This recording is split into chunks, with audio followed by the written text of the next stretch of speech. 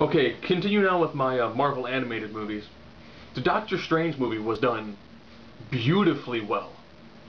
You don't need to know a lot about the character. They more or less go through his origin, which is, it's a pretty simple origin. He was an amazing surgeon. And a prick. He gets involved in a car accident which essentially ruins his hands. And a surgeon who has bad hands cannot be a surgeon anymore. He then exhausts all of his money trying to find the miracle treatment so he can become a surgeon again. He gets contacted by somebody who more or less says they've got the way to fix him. Thus begins his path, his training on the path of magic. It's done differently than in the comics. You know, the comics has a lot more to do with weird alliteration speak. You know,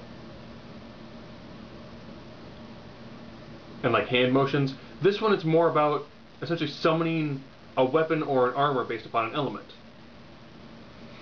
Why is Doctor Strange there? Because the Ancient One's current pupil, Mordo, because Mordru is the DC equivalent of Mordo, is kind of taking the path towards the darker side.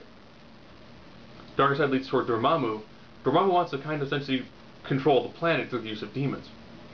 The Ancient One is kind of trying to make sure that doesn't happen. He chooses Doctor Strange to take over as Sorcerer Supreme, to essentially help guard the Earth from essentially interdimensional evil forces.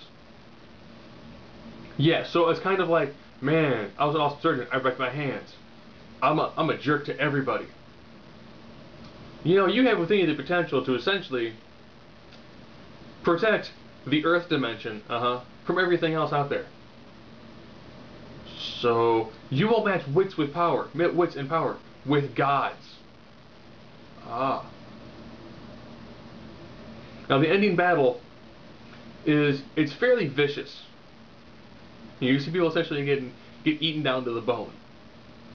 But the way that they do it, you know, it's summoning essentially, you know, one guy summons like a body armor, other people summon like swords and axes to fight, or bow staffs, spears. And that's done really well. It's a unique take on it.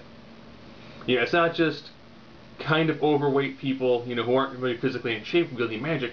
Everyone has to be in top physical conditioning, because your weapon, you have to physically fight with it. And the better your magical skill, the stronger your weapon is. It's done very well. You don't need to know a lot about the character. They throw in a couple of Easter eggs every now and then. But the Doctor Strange animated movie is done beautifully well. I'm still surprised they haven't tried to do that live action. Actually, it was attempted live action in the 90s by Full Moon Entertainment. And that review is going to be coming up probably after this one gets put up.